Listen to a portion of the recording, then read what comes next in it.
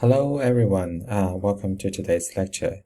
So in the first module, we give you some basic foundations of the sports marketing. In the second modules, we are going to look at how traditional marketing theories of the 4P models, how 4P model can be applied in the sports industries. So we're going to look at product, price, place, and promotions in the following 5 weeks.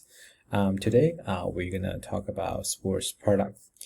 No matter how you're gonna market your company or product, so having a very good product is actually the most important things. I guess some students might still remember the 2019 NCAA Men's Basketball Final Four when Jerome Williamson, he was still a college basketball player playing for Duke. So they had a game play against North Carolina. So he injured himself where he was on the court. He only played 36 seconds. So one of the most embarrassing things is his Nike shoes was broken at that time. So Nike has been impacted by that accident. Right, so the Nike stock price was down 1.61% on the following days. Right, so this accident has huge impact on Nike's brand because Nike, for many years, has been labeled by the customers as a company who's always can create, creative sportswears and footwears. And also most of the product produced by Nike is normally of very good qualities, right? So this is very big scandals. So after that scandals, Nike has also released new statements indicate that they would like to address these issues in the future. Right, so from this case, they give you a very important lessons. And so having a very good products or product qualities is very, very important when you're developing the marketing strategies. No matter how you're going to promote these products, without the good qualities, the product cannot attract more customers. Before we introduce the definition of the sports products, so let's have a quick review of the marketing math. 4P, we talk about product, price, place, and promotion. Right, product is basically what you have created for the customers. Right, so it's something that customer can get benefit from. Right, price is the exchange agreements with the customers. Basically, you sell a customer the product with a certain price, and customers will like to buy this product because they believe the money they pay for is worth it. Right, so this is the price. Place is we basically try to get the product to the customers. Think about how we are able to distribute this product to the customers. Promotions is we need to communicate with the customers when we have a new product just invented to the markets. So we would like customer to know about it, why this product is so beneficial to them, why should they buy this product since this product is brand new. Right. For the definition of the sports products, so sports products is groups, is a service or a combination of two that is decided to provide benefit to sports spectators, participants, or sponsors. So we talk about compared to other products, sports products are not just include those groups, physical products, but also include the service. Right? If you go and participate a sports event, attend a sports event, so those are the service that you're receiving from the sports organizations. A lot of time, sports product has been considered as the bundle of the benefits because as a marketer, when we try to promote our product and service, so a lot of time we need to emphasize what benefits the product and the service can bring to the customers. Right, so that's why we consider the product a lot of time is bundle of all these benefits. So this is how we're gonna persuade the customers to finally, accept your products. Speaking of the sports products, it has a couple of features that we would like to talk about today. First of all, sports product is not very consistent in natures. We watch different kind of like sports games. Some games are exciting, some games could be boring. So every game is very, very unique. It's not the same. It's not consistent, right? And also the second thing is the game itself is only a small part of the end sports. So if you go and watch the games, obviously game is very important, but a lot of fans also will be impressed by these atmospheres, will be enjoying like participating in different kind of activity that has been organized during these events, right? So a person's experience will be impacted by core products, the game itself, but also will be impacted by other things they will enjoy when they were watching the games. The third thing is, as a sports marketer, we have very little control over the core products, so we have to focus more about the product extensions. We talk about the sports products. Marketer, we cannot really control the qualities. A lot of times, a lot of changes the marketer cannot really control, so we have to emphasize other things.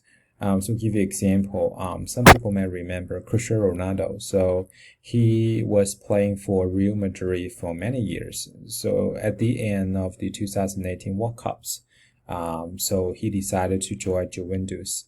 So this decision made just a few weeks right after the 2018 FIFA World Cups. Actually, a lot of people did not know what's going to happen. The marketer from Real Madrid only knew about this after he informed the club there saying like, I'm leaving Real Madrid, I'm going to join Juventus. So everyone who involved in these transfers could not really predict the outcome. So if you are the marketer, if you're working for Real Madrid, if you're planning something for the next seasons, right? So obviously you are considered Cristiano Ronaldo as one of the big selling point for the team, right? So suddenly he decided to lead the team, join another team. So as a marketer, so you have to change your marketing strategies in order to adapt it to the new consequence, right? So this is the feature of the sports product. We talk about sports products include both groups and service. And this part that we're going to look at the differences between groups and service.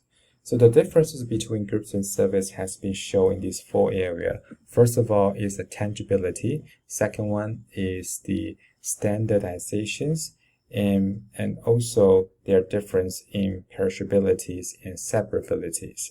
So tangibility is to measure whether the customer can see and feel and touch the physical of the product. Obviously, sports groups, you'll be able to, touch, right? But sports service, when you receive the service, you can only experience. You cannot really see that. You cannot really touch it, right? So that is the difference. The second thing is about standardization or consistency.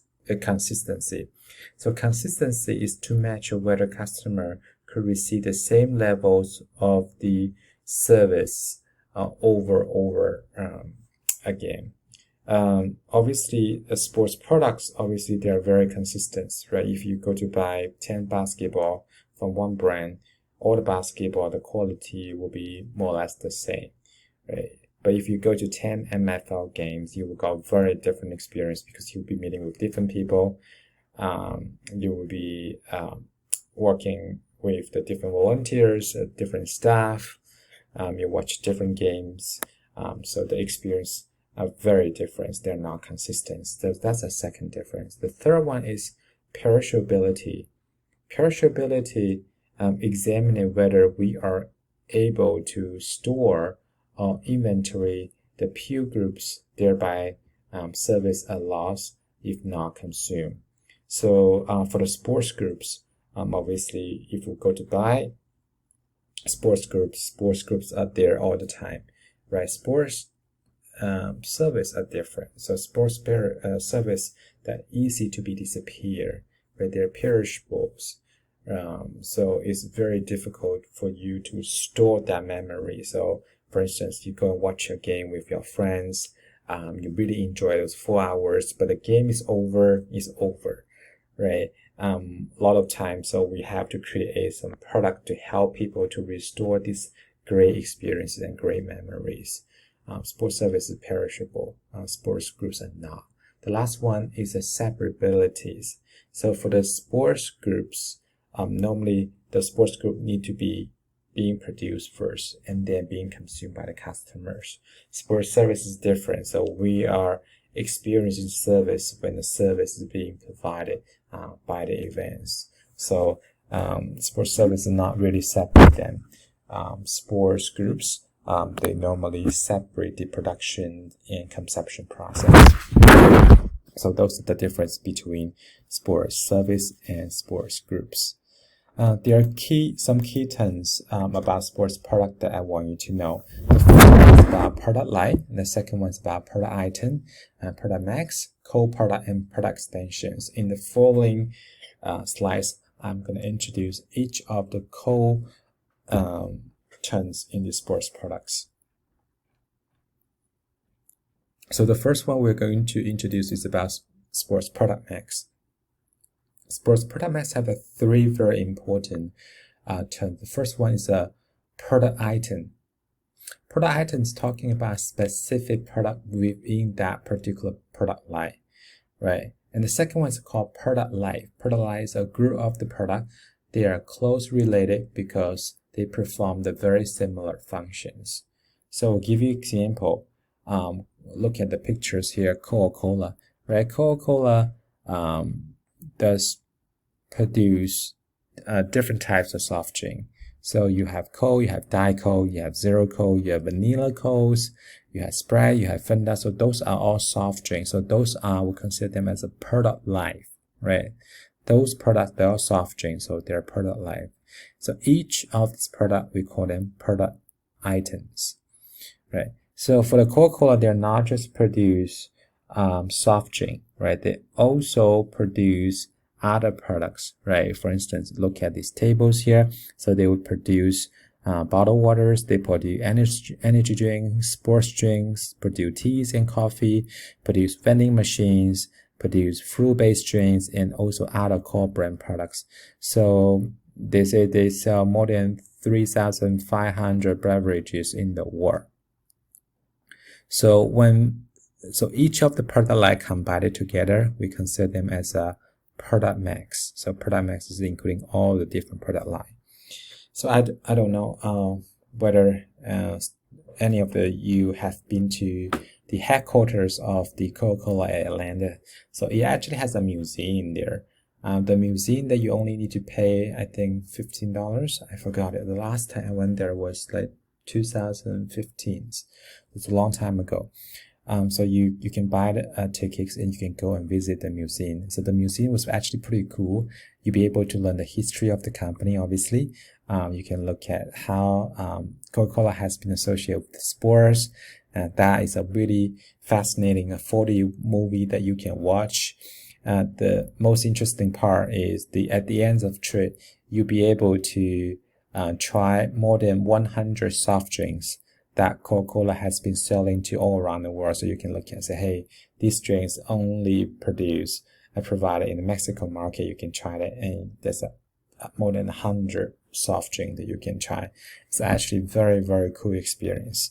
So if you had the chance to visit Atlanta, definitely to go to the Coca-Cola Center, which is located in Atlanta downtown. Okay, so this is about product line, product items, and product max. So for the product max, there are another two very interesting concepts that I would like to introduce. So for the product max, every time people would like to add new products to the product line, right? When we add the new product to the product line, so there are two different types of situation. One type is called product line consistency. So all those that means the new product is related to the current existing line, just like iPhone, right? Every year, Apple will be introduce the new generation of the iPhone. So all those iPhones are based on the previous iPhones, right? So they related to existing the product line. So this is called product line consistency. Another one is called product line diversification. Is normally talking about when we introduce a new product, this new product is not directly related to existing product line. Right? So this is another two terms that we have to know. Speaking of the product line's consistency in sports, we also have a pretty good examples. Right? So one of the example is MLS. Right? MLS is the fifth largest professional sports league in the United States. From this picture, you can see how the MLS has been expanded since it was founded in 1996. So MLS was founded in 1996. At that time, look at only about 8 teams at that time. Right? So MLS was actually a byproduct of the 1994 World Cup. The US holds the rights to host the 1994 World Cup. FIFA say one of the big criteria for you to host the World Cup is you need to have a professional sports league. So MLS, that's why MLS was founded in 1996. And when it was founded, it got about 10 teams. And then you'll be able to see how these teams has been changes. We know Cincinnati FC joined the MLS in 2019, becoming the 21st teams. So MLS are planning to continue to adding more teams here. Their plan is by 2021, so they will have 24 teams. And also the ultimate goal is they would like to have 28 teams in the professional sports league. Okay, so this is about the MLS expansion. So this is about product line, right? They basically adding the new product items to expand their product line. So they're using product line consistencies strategies, right? Another two terms I would like to introduce here is one is co-product, another one is a product extension. Co-product is basically that can help this product to generate the mean revenues. So for sports is the event itself, the game presentation, right? So for the game presentation, that will include a lot of things, including the game from, the rule and technologies, including those star players. Star players sometimes play a very important role in the games, equipments and venues, right? So those in sports, we consider them as a co-product. So those made sports product, they mainly contribute to sports products. In addition to the co-products, marketers also try to associate, try to develop association with the fan through creating a product extensions. So product extensions are other items and features that can bring life and excitement to the games. So let's look at the co-product first, right? For the co-products, obviously all the different rules can really define each of the different games. So for instance, I studied in Australia in 2006, 7, and 2007. So when I was in Australia for the first time, so I finally learned Australian law, rugby. So it has like 3 types of rugby. So you have rugby league, you have rugby union. They also have Australian rule football, similar, right? Similar sport. So that was the first time for me to learn those sports. And when I watched rugby league and rugby unions, I was really confusing because I thought these two sports looked very similar, right? If you don't know much about these two sports, you feel like, they're basically the same, but they're actually very different. I actually have videos here. You can go and watch this video 5 minutes, and they tell you the difference between rugby league and rugby union, right? So this is one thing. And also in Australia, it's kind of interesting. Like rugby league is particularly popular in Queensland and New South Wales, and AFL is really popular in Victoria. So that's a state in Australia. Australia has 6 states in total. So different sport, the popularity difference. So those are co-products, right? And venue is also a very important co-products for sports to provide, because venues provide a place for delivering these events. Venue can also provide very significant revenue streams during and the outside the game days.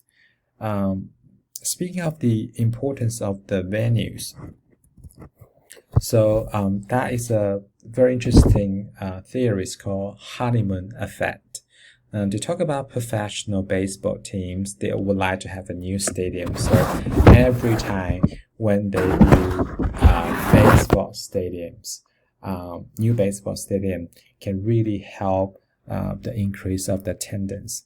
Normally in the first 3 years, you can see the numbers here. In the first 3 years, when you build a brand new stadiums, your attendance will be increased significantly, right? So this we call honeymoon effects. Regardless of the team's performance, as long as you have new stadiums, your attendance will be growing. However, the honeymoon effect can only be last for 3 years. After the first 3 years, the attendance will go down, right? So if you want to keep having a very good attendance, you need to use team's performance to keep this attendance. And so this is called honeymoon effect in sports facility. Those are co-product, right? In addition to the co-product, sports marketing also using product extension to help people to keep this great memory. We talk about sports service, they are perishable. I go and watch the game, I really enjoy this game. I enjoy every minute of these 4 hours, but when the game is over, a lot of people feel sad, disappointed because the beautiful memory is gone, right? For the sports marketing, we need to think about how we're able to restore that short memory that just disappeared. So we create product extensions. They can enhance experiences, right? So all these product extension are built around those co-products. They can directly affected by sports success. So for instance, there are a lot of when Chicago Cubs won the World Series for the first time in 100 years, right? So Cubs create a lot of very interesting things associated with their World Series victories. So those things just try to keep people's still remember that great moments. No, the moment is short, it's a disappear, but all these products can help people to restore that particular memories. Ticket is also another good way. So ticket is definitely a revenue sources, but also it's a promotional tool. A lot of people like to collect tickets. And also ticket is also become a platform where we are able to sell advertising. That is become a very important. And in addition to those, and also we have other electronic products, some people would like to play some esport games. Those esport products can also enhance people's experiences when they're watching the games. So those are product extensions. The next topic, we are going to talk about a new product. We as the businessmen, so we always need to think about how we are able to enhance sports fans' experiences, how we are able to make them satisfied with the thing that we provide to them. So a lot of time we need to think about to introduce new products, right? So introducing a new product normally will help the organization keep up with changing customers' trends, lifestyle, and taste. And the new product will also replace some of the very unsuccessful product to maintain the business long-term growth. So having a new product is very, very important. But you also need to know a new product, customers and marketers understand the concept of new product from a very different perspective. If a customer become a season ticket holder of Cincinnati Reds, for instance, customers might consider this is a new product to them, although the season ticket might have been available for many years. Right? For sports marketer, we normally think about anything new that just adopted by organization, that we consider them as a new product, right? But for the customer, so they will believe any product they just start using, those are new products. So people understand new product differently, right? So you have to understand as a marketers how we are able to help customers to understand the benefits of having these new products. From the organization standpoint, the new product could include those 5 types. So it's a new to the world products, it's a brand new innovations that will be considered as new products. Or we're going to introduce a sport to the new market, right? So that will be that will be a new products. So one of the example is Apple introduced tablet for the first time in 2010. So before 2010, there was no product called tablet, right? And then he introduced iPad, become a tablet, and then other companies started to follow the suit and started making the similar product. So this is a new to the world products, a brand new innovation. Second one is we are adding a new product categories. So one of the example is Germany-based company Adidas acquired all outstanding share of Reeboks in 2004 2005. So this is basically we add a new product categories. The third one is product line extension. We talked about previously, right? So one of the example is we add the new season ticket package. Right? We have a season ticket package already, but in order to meet the needs, so we add the new season ticket package for increasing the sales. The next one is a product improvement. So we have the product, we have been using this product for a very long time. So we would like to improve these products, the current products. So I'll give you an example for the professional sports team. Every year, they're trying to hire new stars. The purpose is to improve the quality of the teams. Right, so this is an example. Another one is a repositioning. Repositioning refers to we would like to change how the target market and target customers have perceived us in the markets. So we can look at the example of the FIFA. We know FIFA experienced a lot of scandals when they rewarded 2022 World Cups to Qatar, right? So a lot of people think that decision was corrupt, was a corruptions, right? FIFA has been perceived as a corrupt international federation. To change this image, so the FIFA decided to impose reforms and change the leaderships, right? They also changed the World Cup voting process. So their intentions is to change how people perceive them, reposition themselves in people's mind, which is also being considered as one types of the new products, right? So this is about new product. We'll give you a couple of examples to help you understand the new products. The first examples, we're going to talk about the evolutions of the basketball. So we talk about rule. Rule are very, very important.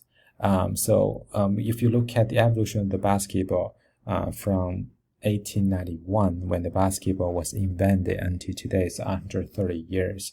You can see a lot of rule has been added and has been changes that just help the basketball become a better products. So basketball, as we mentioned previously, it was introduced in the end of the 19th century in the United States. So that's a person called James Naismith. So he was working at the University of Kansas. So he was the one to invent the sport at that time. So he was also the one who created the basic rule for these sports. He founded a University of Kansas men's basketball teams.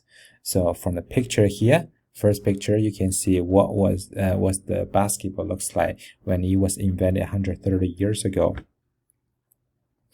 Right. So obviously, the initial basketball is different compared to the basketball match that we watch today. So the basketball does not have the bat ball, very similar to today's sport called new ball that's super popular in Australia and New Zealand, right? Currently, we are allowed to have a 5 starting player to play basketball, but based on the old rules, so they could have a 9 player play in the games. Currently, all the players, we are able, so when the game was invented, so players have to play the games from the beginning until the end, so they didn't have the substitutions, right? Until 1920s, players were allowed to re-enter the court, so they allow someone to substitute them, right? And also, the early basketball game, the basketball they used at that time was soccer. Soccer is slightly smaller than the basketball, right? And also it's really difficult for a player to catch the ball. So, and then they decided to invent a real basketball, make it bigger, heavier, and easier for a player to control and catch. The sport also experienced a lot of change in 1960s, right? They introduced a 3-point shoes, made the game become more exciting, right? And also the first basketball match in 19th century, so the total time was 30 minutes. Later on, it became a 40 minutes games, right? 20 minutes per half. Now it became a 48 minutes game with 12 minutes per quarter, so they changed a lot, right? And also there's a lot of new rule has been introduced, including like 24-second shoot clock. Initially, it was a 30-second shoot clock. When I was chatting, when I watched the basketball, it was a 30-second shoot clock. But later on, changed it to 24-second shoot clock. So all these rule changes is just try to improve the quality of the products. So a lot of these changes are based on customers' interest, because customer interested in watching basketball. So they would like to make the changes to make this game become more appealing. Okay, so this is about the evolutions of the basketball. Another example, we talk about the star players also play a very important roles. We're using Cristiano Ronaldo as examples. We talk about in 2018, Cristiano Ronaldo joined Juventus. That was the biggest news in the soccer market, where Juventus spent 341 million pounds on the transfer markets to have one of the most well-known soccer players on their teams. So basically in the soccer world, 2 best soccer player, one Leo Messi, another one is Cristiano Ronaldo, right? So this investment has been considered very, very successful. Obviously, they improve the quality of the Juventus teams. So first of all, Juventus has been winning all those championships in Italy in the past 2 seasons since Cristiano Ronaldo joined the teams, right? So that's very good. And also their game attendance has also been increased significantly. They got more than 18,000 fans purchase season tickets. So the average attendance was about like 25,000 per games. So with the Cristiano Ronaldo joined the teams, right? So that's actually pretty decent, right? And also, when we look at financially, we find out that investments is really worth it to Juventus. On social media, the team's follower has been increased by 1.5 million in the first 24 hours since Cristiano joined the team. And the jersey was sold out immediately. The team sold 60 million in jerseys in the first 24 hours, right?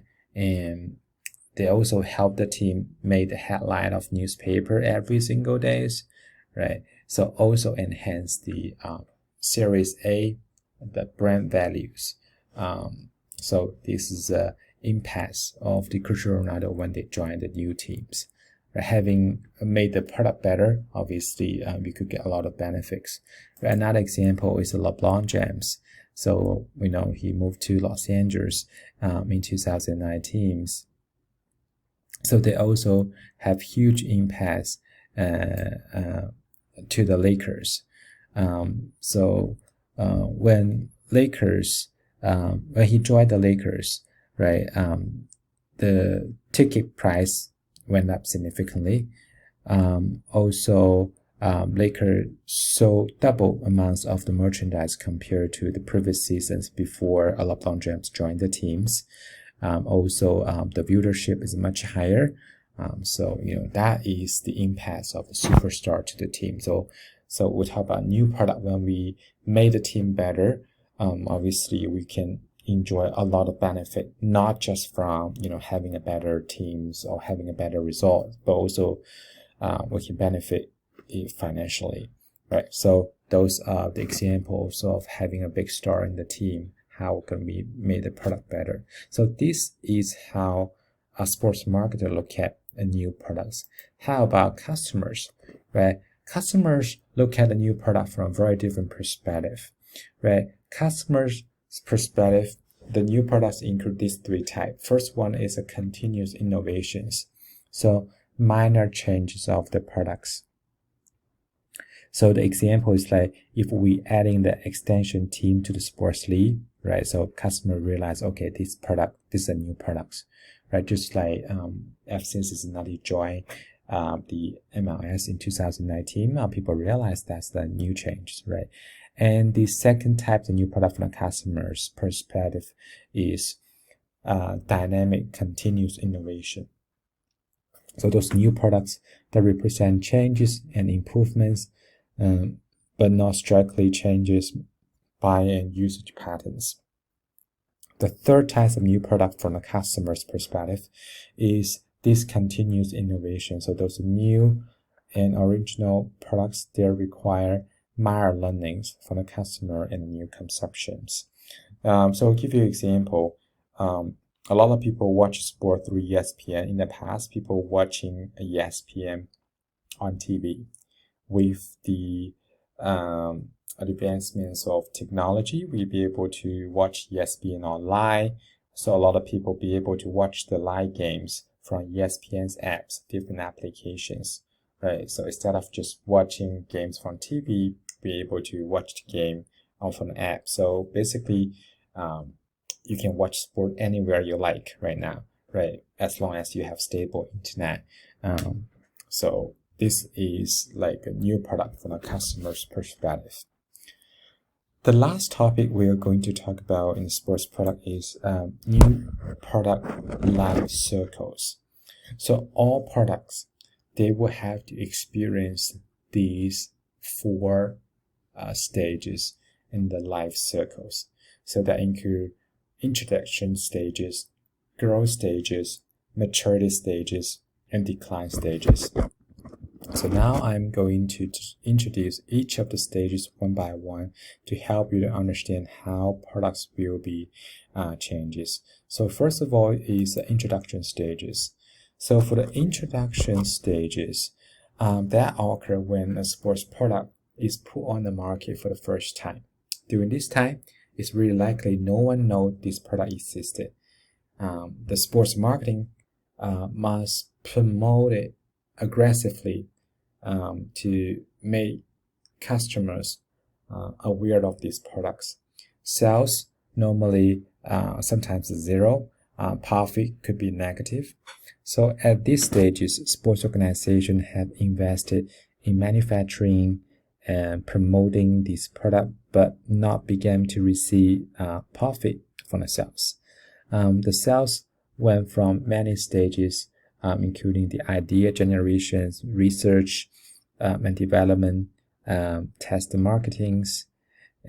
So some of the examples, like when we go to the retailers such as Walmart and Costco, sometimes salesmen try to introduce a new product to the customers, right? So the strategy they will use just allow them to try free samples. If the customer like it, they can go and buy it, right? So this is how the new products when they just introduce to the market, and how they normally will try to target customers.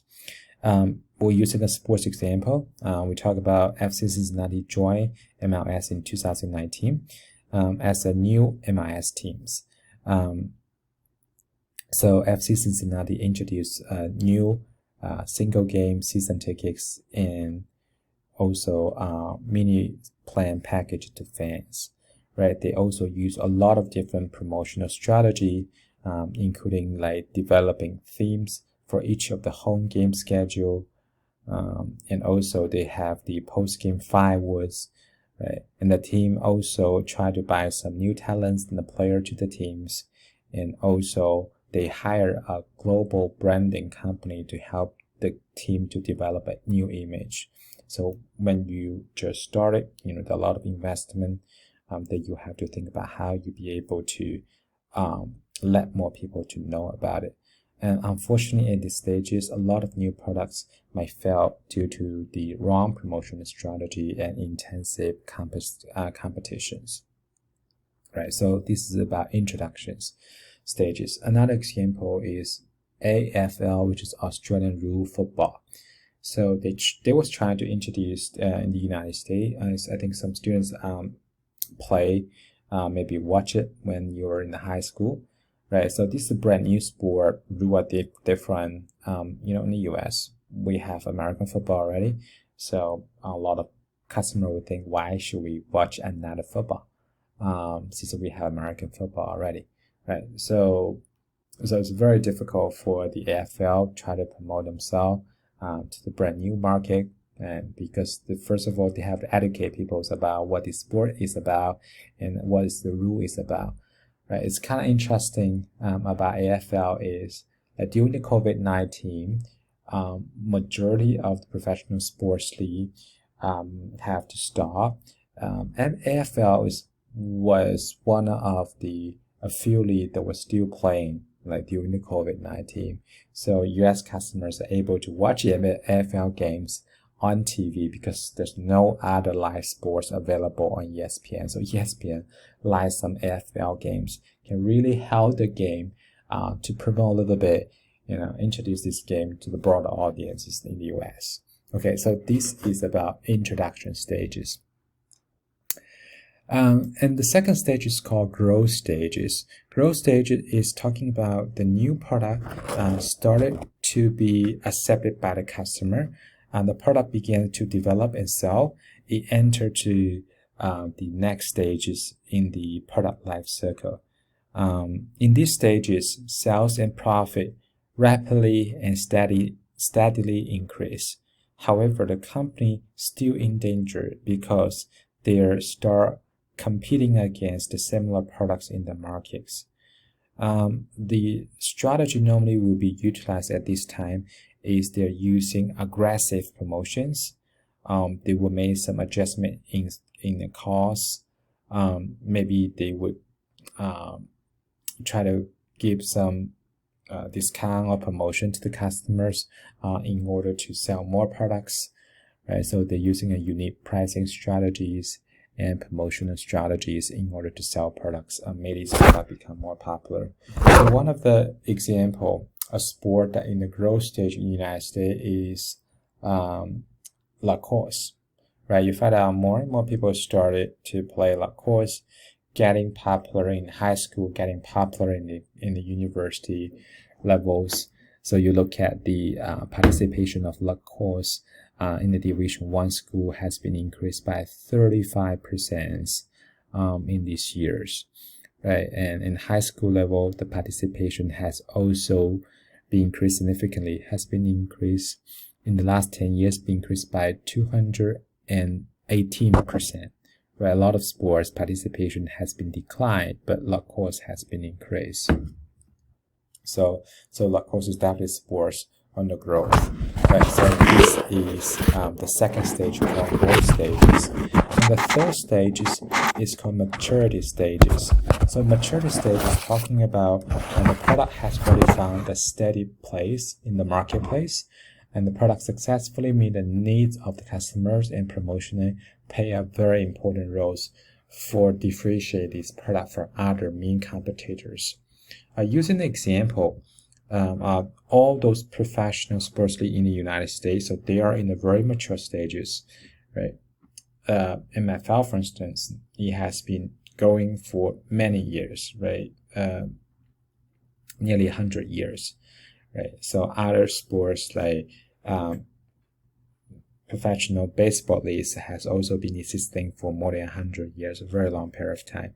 And NBA, although pretty young, but still very mature. So all these professional sports leagues, they are monopoly in the market. So they don't really have the competitors, right?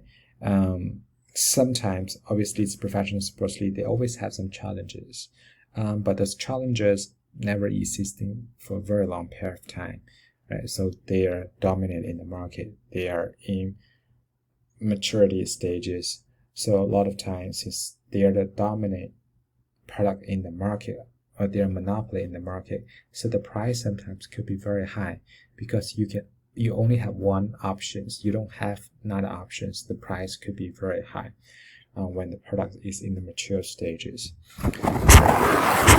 So the last one is decline stages. Majority of the product will have to experience decline stages, right? For the decline stages, maybe the sales number goes down, maybe because we have new product in the market, so the old product decline, and also the shift in trends are different, and also because of technologies was introduced, so no one would like to use these old products. So as a marketer, you have to think about, should we just terminate productions, or we have to make some drastic changes to make this product become more popular again. One of the example I can think about in sports is racquetball.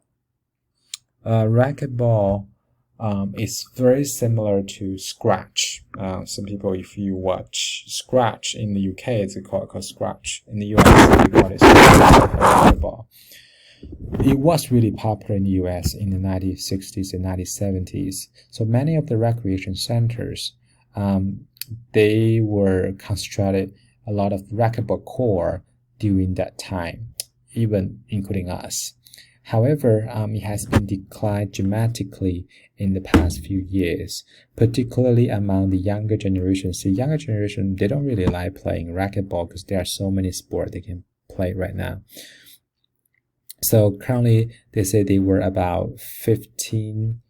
In the past, they say there were about 15 million American participate in this sport, but now only less than 3 million people play these sports, right? So you will have to think about, how could we make this sport popular again?